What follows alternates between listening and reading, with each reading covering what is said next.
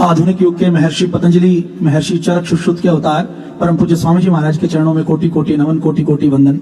जैसा परम पूज्य स्वामी जी महाराज ने कहा कि हमें अपने गौरव का बोध नहीं होता। हमारा जो कैलेंडर है वो 1,96,08,53,126 वर्ष पुराना है, और ये कैलेंडर उतना ही पुराना है जितनी पुरानी ये सृष्टि है। तो दुनिया में 70 से अधिक कैलेंडर चलते हैं, लेकिन इन 70 से अधिक कैलेंडर में सबसे अधिक वैज्ञानिक यदि कोई कैलेंडर है तो वो हमारा भारत का सृष्टि संवत है, सनातन कैलेंडर है। जोरदार अभिनंदन भाई। 70 से ज्यादा तो मुझे भी नहीं पता था, हमारे बच्चों ने बड़ी खोज की है।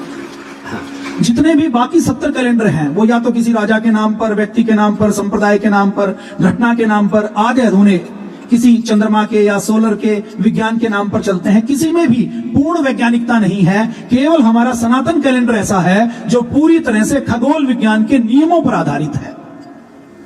हमारे इस सनातन कैलेंडर के बारे में जैसे परम पूज्य स्वामी जी महाराज ने कहा कि हमारी मानसिक गुलामी इतनी गहरी है कि जब हम भी पढ़ते थे, पूज्य स्वामी जी महाराज के संपर्क में आने से पहले तो कॉलेज में हम पढ़ते थे, तो रात को 12 बजे गुप्त अंधेरे में, कपकपाती सर्दी में सब जागकर ऐसे वेट करते थे कि जैसे नया साल आएगा तो कुछ नया होगा। 12 बजे की घड़ी पूरी होगी, काउंटडाउन शुरू हो जाता है, उल्टी गिनती शुरू करते हैं 100, 99, और फिर जो है 1 बजता तो फिर पटाखे से छोड़ते हैं, लाइटिंग करते हैं बहुत। अब कल भी मैं देख रहा था, भारत वाले टीवी चैनल वाले भी पागल हो रखे, सोशल मीडिया वाले भी पागल हो रहे, ना वर्षा गए ना वर्षा। अरे हुआ क्या था ये तो पता लगे।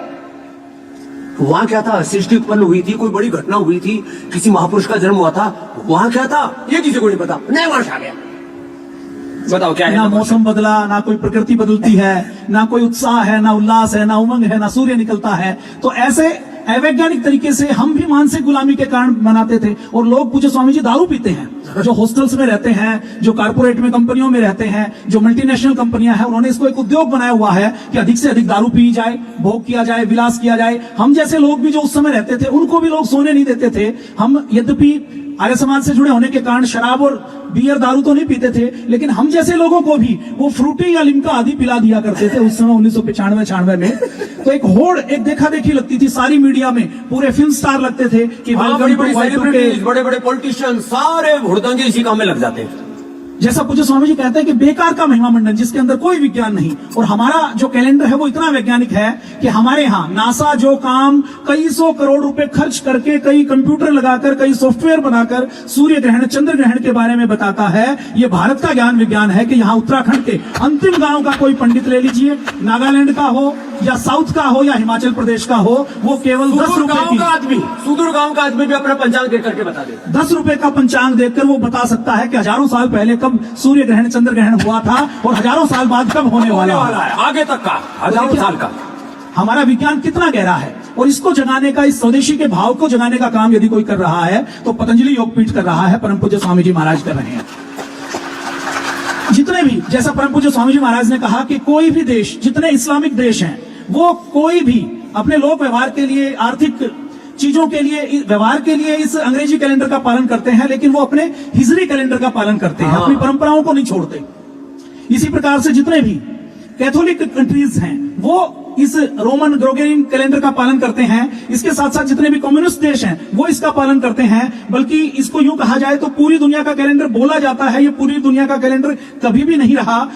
ये जितने भी प्रोटेस्टेंट देश हैं, जैसे इंग्लैंड है, डेनमार्क है, स्वीडन है, नॉर्वे है, ऑस्ट्रेलिया है, नीदरलैंड है, जर्मनी है, इन्होंने इस कैलेंडर को 17वीं शताब्दी तक नहीं अपनाया था। 1752 के बाद ये कैलेंडर पूरी दुनिया में फैला और इंग्लैंड ने इसको अपना लिया तो मानसिक गुलामी के लिए, दास्ता के लिए, औपनिवेशिक शासन चलाने के लिए उसने पूरी दुनिया के ऊपर फिर उन्होंने थोप दिया है।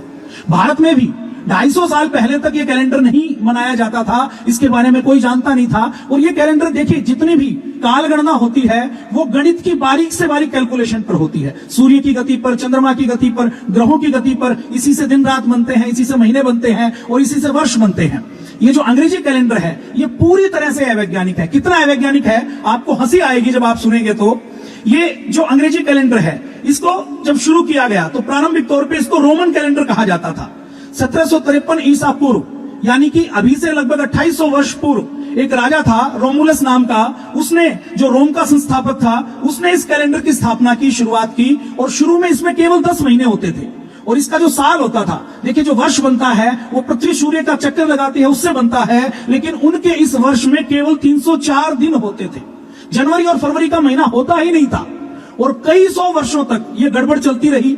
मतलब कोई और छोर नहीं, कोई गणित नहीं, कोई कैलकुलेशन नहीं, कोई आधार नहीं, कोई विज्ञान नहीं, कोई विज्ञान नहीं। परम पूज्य स्वामी जी महाराज जी ऐसा बताते हैं ना कि हमारे वेद दर्शन उपनिषद हमारे सृष्टि में एक एक चीज का विज्ञान है। अभी तो परम पूज्य स्वामी जी महाराज ने सूक्ष्म जगत के विज्ञान के बारे में बताया नहीं है। जिस दिन उसके बारे में पूज्य स्वामी जी महाराज मार्गदर्शन करेंगे उस समय पूरी दुनिया देखेगी कि भारत का ज्ञान विज्ञान क्या था। उसके बाद दूसरा एक राजा हुआ रोमुलस के नाम से। जब रोमुलस के बाद जो दूसरा राजा हुआ उसने जनवरी और फरवरी का महीना जोड़ा, लेकिन जनवरी और फरवरी का महीना जोड़ने के बाद भी जो साल था वो 355 दिन का था। साल कितने दिन का होना चाहिए? 365.8 अंकों तक। जब तक हम एक एक सेकंड को ठीक नहीं करेंगे तब तक हम अगर साल को कुछ और मानेंगे तो हमारा वर्ष और जो 100, 200, 500 सालों में जो गड़बड़ होगी वो गड़बड़ बहुत बड़ी हो जाएगी। और धार्मिक अनुष्ठानों के लिए परिवर्तन किया गया। इसका आधार भी जनवरी और फरवरी जोड़ने के बाद भी कोई इसका वैज्ञानिक और गणना का आधार नहीं था। फिर सबसे बड़ा परिवर्तन हुआ जब देखा कि इस कैलेंडर का तो कोई आधार नहीं है। और उस समय की सभ्यता संस्कृति में 2000 साल पहले जब विदेशी लोग भारत आते थे, भारत का ज्ञान विज्ञान जाता था, तो जब ये चर्चा शुरू हुई कि ये तो अवैज्ञानिक है, तो उस समय साल तो 12 महीने का होता है, तो फिर उन्हें और जोड़ दिए। अभी आगे पूज्य स्वामी जी आप सुनेंगे तो और हंसी आएगी। और ये पूरा यूरोप जानता है, लोक कथाओं में है ये चीजें, कोई ऐसी चीज नहीं है कि हम कोई अपनी ओर से कोई चीज बता रहे हैं। पूरे यूरोप में ये कहानियों के रूप में, लोक कथाओं के रूप में है। जूलियस सीजर नाम का एक राजा हुआ 46 ईसा पूर्व। ये जो 46 ईसा पूर्व का पूरा वर्ष है इसको रोमन कैलेंडर में, अंग्रेजी कैलेंडर में ईयर ऑफ कंफ्यूजन कहा जाता है। मतलब ये जो पूरा साल है ये कंफ्यूजन का साल है। इसमें जूलियस सीजर ने जूलियन कैलेंडर लागू किया और उन्होंने पहली बार 365 दिन का साल किया। उससे पहले तो ये पूरी तरह से अवैज्ञानिक था और अभी भी अवैज्ञानिक है। उस समय भी 365 दिन का जब इन्होंने साल किया तो 4 साल में एक लीप ईयर करने की कोशिश की, लेकिन वो जो 4 साल में लीप ईयर करने की भी कोशिश की उससे भी कालगणना ठीक से नहीं बनी। 100, 200, 500 साल बाद फिर उसमें अंतर आने लगा। और उस जूलियस सीजर ने ये सोचा कि मैं राजा हूं, मैं अपने नाम से एक महीने का नाम रखूंगा। तो 7वें महीने का नाम जो पहले सितंबर था, लैटिन शब्द सितंबर का अर्थ होता है 7वां, अक्टूबर का अर्थ होता है 8वां, नवंबर का अर्थ होता है 9वां और दिसंबर का अर्थ होता है 10वां। ये शब्द भी पूज्य स्वामी जी महाराज संस्कृत से गए हैं। सप्तम, अष्टम, नवम और दिसम, इससे ये शब्द गए। तो 7वां महीना सितंबर होता था। राजा ने कहा कि मेरी मर्जी है, मेरा तुगलकी फरमान है। उसने कहा कि 7वां महीना होगा मेरे नाम के ऊपर, जूलियस के नाम पर। जुलाई नाम जो पड़ा, 7वां महीना अपना जोड़ दिया कि मेरे महीने केवल जुलाई के नाम पर होगा। तो 7वां महीना राजा ने अपनी मर्जी से जोड़ दिया कि मेरी मर्जी है, मैं जोड़ूंगा। उसके बाद अगला राजा हुआ उससे 38 वर्ष बाद, जिसका नाम था अगस्टस सीजर। अगस्टस सीजर ने जब देखा कि मेरे से पहले वाले राजा ने अपने नाम पर एक महीना किया था, तो 8वें महीने का नाम जो अक्टूबर था उस अक्टूबर को आगे करके 8वें महीने का नाम उसने अपने नाम पर, अगस्टस के नाम पर अगस्त रख दिया। अब वो जो 8वां महीना था उस समय उसमें 30 दिन होते थे। तो अब दूसरे वाले राजा ने ये सोचा कि मेरे महीने में, मेरे नाम वाले महीने में 30 दिन होंगे और मेरे पहले वाले राजा के महीने में 31 दिन होंगे, तो मैं छोटा हो जाऊंगा। तो उसने एक दिन फरवरी का लेकर अपना महीना भी 31 दिन का कर दिया। मतलब जो दिन महीने बने हैं वो किसी विज्ञान, किसी ग्रह, किसी नक्षत्र, किसी पृथ्वी की गति के आधार पर नहीं बने, केवल राजा के तुगलकी फरमानों के आधार पर अपने अहंकार की पूर्ति के लिए बना दिए। जैसा पूज्य स्वामी जी महाराज कहते हैं ना कि अपने अहंकार के लिए, कि मेरा अहंकार है, मैं राजा हूं। तो जो विज्ञान है उसमें राजा नहीं होता, विज्ञान में कोई आग्रह नहीं होता। हमारा जो सनातन विज्ञान है, ये जो सृष्टि का संवत चलता है, ये पूरी तरह से वैज्ञानिक है। अब आगे और क्या क्या गड़बड़ हुई आप सुनेंगे तो आपको हंसी आएगी।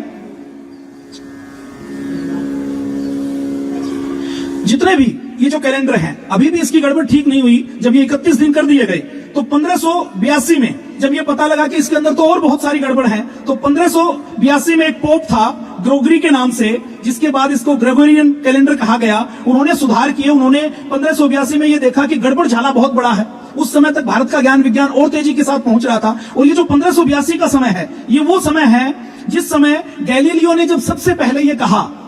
उस समय बाइबल की मान्यता क्या थी कि सूर्य पृथ्वी के चारों ओर चक्कर काटता है। बाइबल में ये लिखा हुआ था। गैलीलियो और कोपरनिकस नाम के 2 वैज्ञानिक थे जिन्होंने ये कहा कि ये तो गलत है, ये तो झूठ है। उन्होंने दूरबीन का आविष्कार किया और उन्होंने कहा कि सूर्य पृथ्वी के चारों ओर चक्कर नहीं काटता, पृथ्वी सूर्य के चारों ओर चक्कर काटती है। जब पहले उन्होंने ये कहा तो चर्च ने कहा कि हमारी किताब में जो लिखा हुआ है हमारे लिए तो केवल वही विज्ञान है और हम अपनी किताब की बात मानेंगे, तुम अपनी स्टेटमेंट को वापिस लो। अब गैलीलियो एक वैज्ञानिक था, उसने कहा कि मैं तो अपनी स्टेटमेंट को वापस नहीं ले सकता, तो गैलीलियो को बंदी बनाकर उसको मृत्युदंड दे दिया गया। और कितनी अवैज्ञानिकता इन अंग्रेजी नववर्ष में, बाइबल में, इन दूसरे धर्म मत पंथ संप्रदायों को मानने वालों में है। आप अंदाजा लगाइए कि एक व्यक्ति को सत्य बोलने के नाम पर मृत्युदंड दे दिया गया। और 350 साल बाद 1992 में जब पूरे पोप ने, चर्च ने, ईसाइयों ने यह देखा कि इस अवैज्ञानिकता के नाम पर तो हमारे विज्ञान की आलोचना हो रही है, तो 350 साल बाद उन्होंने गैलीलियो से माफी मांगी। तो जिस समय गैलीलियो सच बोल रहा था और गैलीलियो ने जो कहा कि पृथ्वी सूर्य के चारों ओर चक्कर लगाती है, ये हमारे आर्यभट्ट ने, वाराहमिहिर ने और हमारे वेदों में आज से कई लाख साल पहले, और लिखित प्रमाणों की भी बात करें तो गैलीलियो और कोपरनिकस से 1000 साल पहले हमारे आर्यभट्ट ने कह दिया था। और केवल कहा नहीं कि पृथ्वी सूर्य के चारों ओर चक्कर लगाती है, आप गर्व कीजिए, गौरव कीजिए कि हमारे पूर्वज कितने महान थे। मैं तो परम पूज्य स्वामी जी महाराज जैसे महापुरुष को बारंबार नमन करता हूं कि इन्होंने हमारे अंदर ये गौरव जगाया। उससे पहले तो हमें ये बोध ही नहीं था कि हमारे पूर्वज भी कभी वैज्ञानिक रहे हैं। उस समय तक तो हम ये मानते थे कि हमारे पूर्वज तो जंगलों में रहे हैं, आदिवासी रहे हैं, वनवासी रहे हैं, कोई पढ़े लिखे नहीं थे, कोई ज्ञान विज्ञान नहीं था। पूज्य स्वामी जी महाराज ने ये आंदोलन चलाया, तो उससे हमने जब पन्ने पलटने शुरू किए तो हमें पता लगा कि हमारा तो गौरवशाली अतीत इतना बड़ा है। और ये जो स्वाभिमान कुछ लोगों का जागा है भारतीय शिक्षा बोर्ड के माध्यम से, अब परम पूज्य स्वामी जी महाराज की प्रेरणा से पूरे देश का स्वाभिमान जागेगा और भारत दोबारा से विश्व गुरु बनेगा। खाली सूरज और चांद के बारे में बताया नहीं, उसकी दूरी कितनी है धरती से, सूरज का प्रकाश कितनी देर में धरती पर आ जाता है। सारे ब्रह्मांड के रहस्य हमारे जो है सूर्य सिद्धांत से लेकर के अलग अलग जो हमारे ज्योतिष के और वेदों के जो अलग अलग अंगोपांग है उनमें सारे विस्तार से वर्णन है। इतनी बड़ी वैज्ञानिकता है जी। देखिए पूज्य स्वामी जी महाराज जो कह रहे हैं, कई बार कुछ लोग कहते हैं कि यदि हमारे पास विज्ञान था तो मोबाइल क्यों नहीं बनाया, बिजली क्यों नहीं बनाई, हमने इंजन क्यों नहीं बनाए। ये सारे आविष्कार पश्चिम में क्यों हुए? क्योंकि पश्चिम में ये जो आविष्कार हुए हैं ये भारत के पैसे से हुए हैं। और जब कोई सभ्यता संस्कृति इनिशियल लेवल पर होती है तो वो घर बनाने की, रोटी कपड़ा मकान की बात करती है। हमारी सभ्यता संस्कृति, हमारे ऋषि तो इतने महान हुए हैं, वो इन सब चीजों से ऊपर उठ गए थे। व्यक्तिगत और सार्वजनिक जीवन के सारे वैभव को उन्होंने पता कर लिया था। उन्होंने तो ब्रह्मांड, मन, चित्त, आत्मा के वो रहस्य खोले हैं। अभी भी योग में ऐसी क्रियाएं हैं कि लाखों किलोमीटर बैठा दूर कौन व्यक्ति क्या बात कर रहा है और उससे कैसे बात करनी है, पहले सब जन जन को आता था। और उसमें कोई संसाधनों की जरूरत नहीं थी, कोई टावर लगाने की, कोई सैटेलाइट लगाने की जरूरत नहीं थी। उन्हीं को हमारे यहाँ पर ग्राम देवता, कुल देवता, ग्राम देवी, कुल देवी ये कहा जाता था। और ये योग की विभूति आज भी है, ऐसा नहीं कि नहीं है। तो पहले ये अतिमानस था, ये पराभौतिक था, अब इन्होंने उसको भौतिक स्तर पर ले आए। तो ये कोई बहुत बड़ी बात नहीं है। टेलीफोन से भी बड़ी बात तो आगे होने वाली है, अभी वो बाद में बताएंगे, आज वाली बता दें। जैसे पूज्य स्वामी जी महाराज कहते हैं कि विज्ञान वो नहीं है केवल जो दिखता है। ये जो माइक्रोस्कोप का आविष्कार है ये तो 300 साल पहले हुआ, ऑक्सीजन की खोज 300 साल पहले हुई। लेकिन माइक्रोस्कोप और ऑक्सीजन से पहले ये जो विज्ञान हम देखते हैं, 16वीं शताब्दी में जब इंजन बना तो लोगों को लगता था भाप की ही ताकत है, लकड़ी की ही ताकत है। 1 किलो लकड़ी में 4 किलोवाट 4 यूनिट की ताकत होती है। 1 किलो पेट्रोल और डीजल में, मिट्टी के तेल में 13 किलोवाट की ताकत होती है। 1 किलो यूरेनियम में 25 लाख यूनिट की ताकत होती है। तो यूरेनियम से भी शक्तिशाली विज्ञान हमारे पास था। ये आने वाले समय में पूज्य स्वामी जी महाराज बताएंगे। अभी हम अगर कैलेंडर की बात करें तो 1582 में जब पोप ने देखा कि ये तो घोर वैज्ञानिक है और हमारी तो पूरी दुनिया में उपहास उड़ने वाला है, तो उन्होंने तारीखों में सुधार किया और 4 अक्टूबर 1582 के बाद सीधा 15 अक्टूबर 1982 लॉन्च कर दिया कि 4 अक्टूबर 1982 को लोग सोए तो अगला दिन कहा कि ये 15 अक्टूबर है। आप देखिए कहीं भी विज्ञान में ऐसा होता है। फिर इस कैलेंडर से 10 दिन गायब कर दिए और 10 दिन गायब करने का उद्देश्य ये था कि भाई ये जो कैलेंडर है ये खगोलीय स्थिति के कम से कम बराबरी कर ले, बहुत मोटी गलती इसके अंदर ना रहे। फिर भी इसके अंदर गलतियां रही हैं। उसके बाद जितने भी कैथोलिक देश हैं उन्होंने भी इस कैलेंडर को 1582 के बाद जब इसका शुद्धिकरण हो गया उसके बाद स्वीकार किया है। इटली ने, स्पेन ने, पुर्तगाल ने, फ्रांस ने।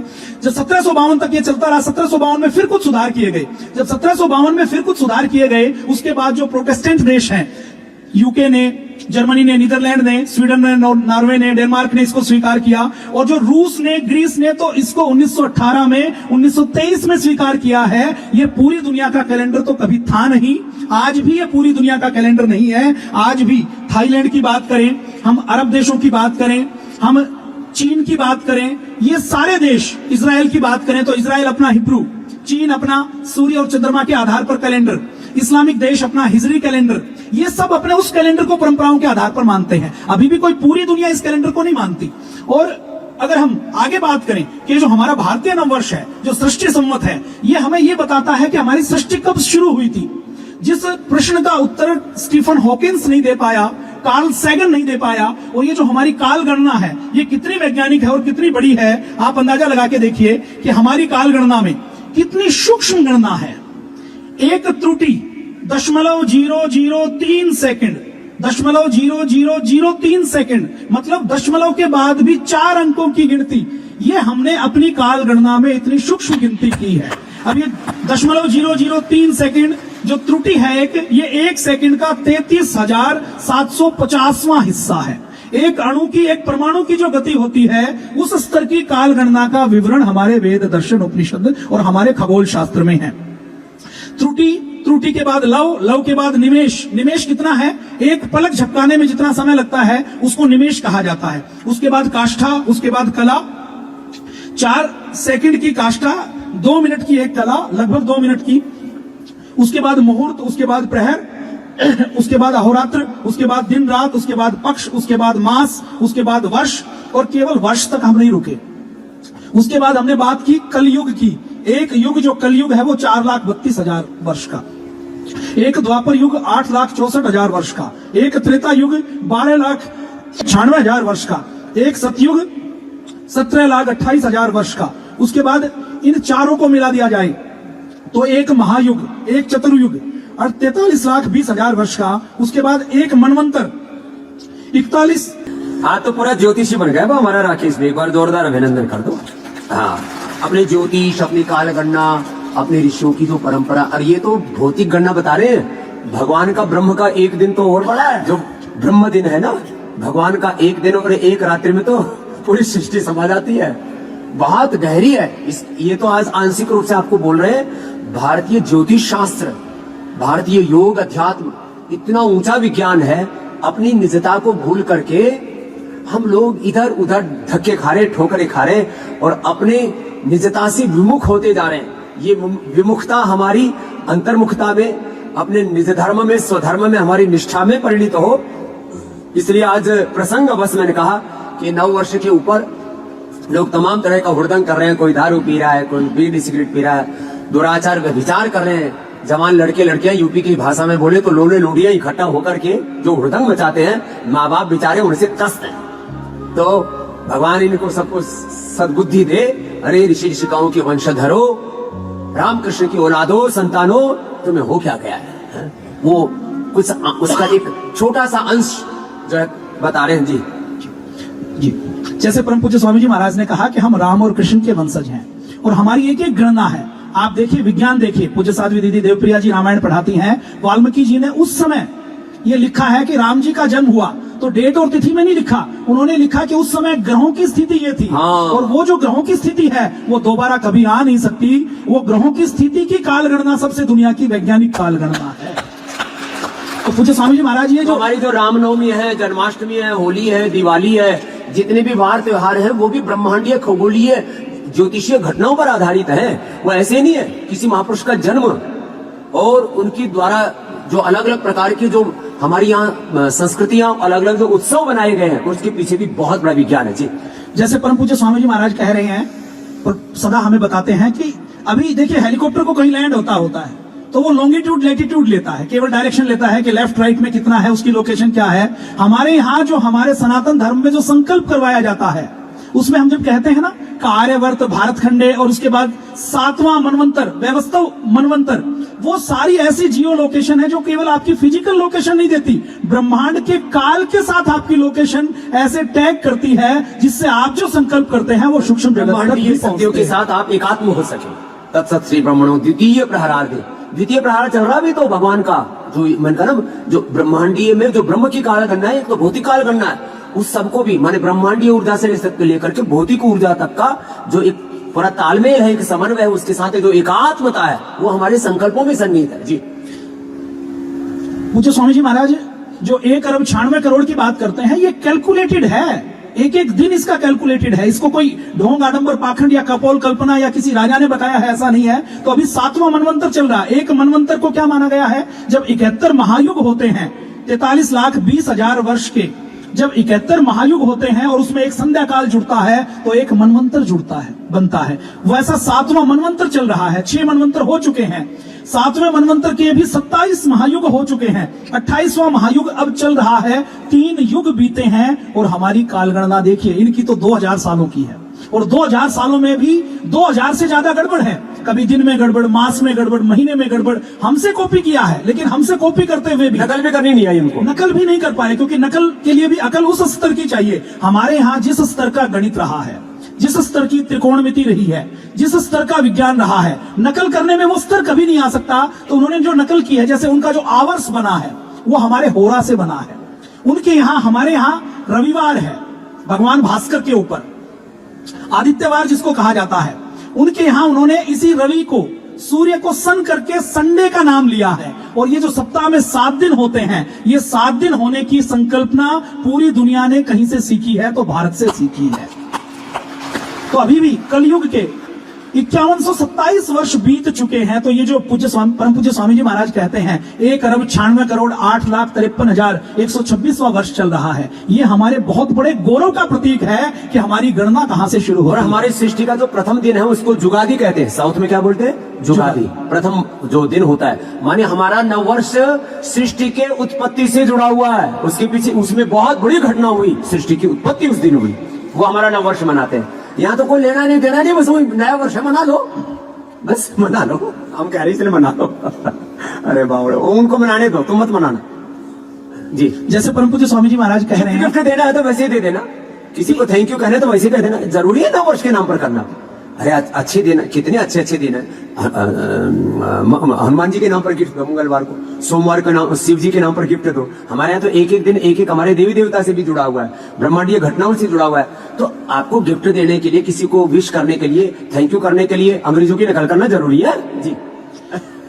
परम पूज्य स्वामी जी महाराज ने जैसा कहा कि हम तो वसुदेव कुटुंबकम को मानने वाले हैं, हम तो सबका सम्मान करते हैं। हमारे यहाँ तो सिर तन से जुदा करेंगे या कट्टरता, ऐसी कोई भी चीज नहीं है। हमारे यहाँ तो जो धर्म है वो भी आचरण की श्रेष्ठता है। और परम पूज्य स्वामी जी महाराज महायोगी है। योग में जो यम नियम है उनके अंदर कितना बड़ा विज्ञान है। पूरी दुनिया के जितने संविधान हैं उनको उठाकर अलमारी में बंद कर दिया जाए और केवल यम नियम का पूरी दुनिया पालन करे तो ये हमारे सनातन की श्रेष्ठता को पूरी दुनिया को स्वीकार करना पड़ेगा। कोई अत्याचार, अभाव, दरिद्रता, भय, भूख, भ्रष्टाचार पूरी दुनिया में केवल यम नियम का पालन करे। जिसको मोरल वैल्यूज कहते हैं, जिनको ह्यूमन वैल्यूज कहते हैं, जिनको कॉन्स्टिट्यूशनल वैल्यूज कहते हैं, सारे लोकतांत्रिक, मानवीय और नैतिक मूल्य सब आ जाएंगे एक खाली यम नियम से, खाली अष्टांग योग में। इतना बड़ा ये हमारा ऋषियों का आध्यात्मिक संविधान है।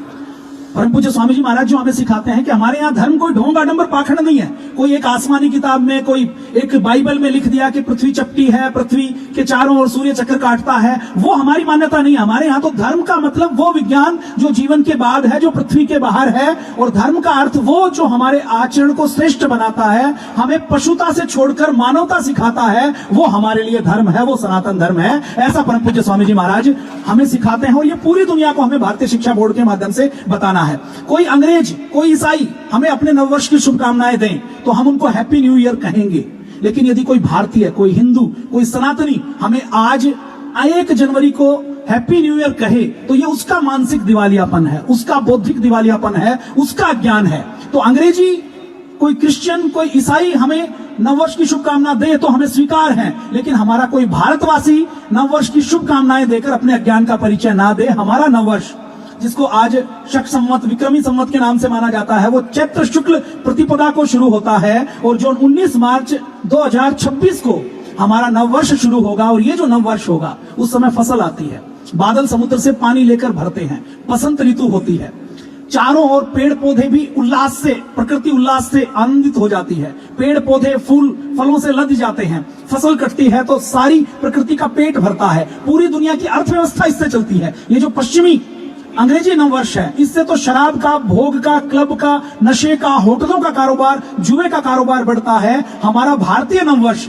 चैत्र शुक्ल प्रतिपदा, हमारा सृष्टि संवत ऐसा है, यदि हम स्वदेशी नववर्ष मनाते हैं तो नवरात्र के व्रत करते हैं तो पूज्य स्वामी जी महाराज जैसा बताते हैं कि ऑटोफैगी से हमारी बॉडी डिटॉक्स होती है। हमारी जो बायोलॉजिकल क्लॉक है, हमारी जो सर्केडियन क्लॉक है, ये पूरे ब्रह्मांड के साथ तारतम्य है। और केवल हमारा चैत्र शुक्ल प्रतिपदा ही ऐसा है जब हमारे शरीर के अंदर भी हमारा रक्त चेंज होता है। उस समय यदि हम कुछ दिन भी, जैसा परम पूज्य स्वामी जी महाराज बताते हैं कि आंवले का सेवन किया, एलोवेरा का सेवन किया, पत्र का सेवन करते हैं, बेलपत्र का, नीम पत्र का सेवन किया तो उससे बॉडी डिटॉक्स हो जाती है। तो ये हमारा काल गणना का ज्ञान विज्ञान है। कार्ल सैगन नाम का एक बहुत बड़ा खगोल शास्त्री हुआ, जिसको निर्विवाद रूप से यह माना जाता है कि इसने खगोल शास्त्र के बहुत से नियम, बहुत से सिद्धांत दिए हैं। जब उन्होंने हमारे ये कल्प की, मनवंतर की, सृष्टि संवत की ये व्यवस्था जब वो देखते हैं तो वो कहते हैं कि ये जो करोड़ों वर्ष की, अरबों वर्ष की कल्पना है और ये जो गणित का सिद्धांत है, ये अद्भुत है, ये और किसी सभ्यता और संस्कृति में नहीं है। अब वो इसके ऊपर वैज्ञानिक मोहर तो इसलिए नहीं लगा सकते क्योंकि विज्ञान की कसौटी पर इसको कसा जाए, ऐसा कोई स्टैंडर्ड, ऐसी कोई यूनिट, या साधारण शब्दों में कहें तो हमारे विज्ञान को सूक्ष्मता के साथ देखा जा सके, ऐसा माइक्रोस्कोप अभी आधुनिक विज्ञान में बना नहीं है।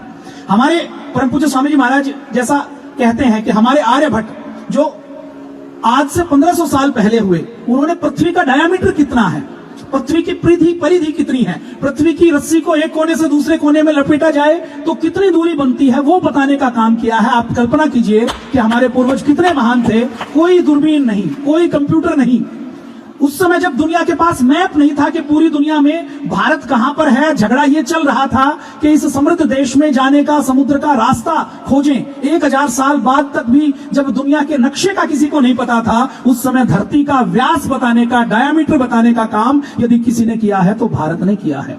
पृथ्वी से सूर्य की दूरी, पृथ्वी से चंद्रमा की दूरी, ये बताने का जो काम किया है वो भारत में हमारे पूर्वज ऋषियों ने किया है, आर्यभट्ट ने किया है। और जब आधुनिक वैज्ञानिकों ने कंप्यूटर बना लिया, सॉफ्टवेयर बना लिया, सैटेलाइट छोड़ दी, हब्बल जैसी टेलीस्कोप छोड़ दी, उसके बाद जब इन्होंने पता किया तो आर्यभट्ट ने जो पृथ्वी का डायामीटर बताया, आर्यभट्ट ने जो पृथ्वी से चंद्रमा की दूरी बताई, आर्यभट्ट ने जो पृथ्वी से सूर्य की दूरी बताई, अलग अलग ग्रहों की दूरी बताई, वो आज भी अगर दशमलवों को छोड़ दिया जाए तो लगभग उतनी है जितनी आधुनिक विज्ञान ने बताई है। तो ये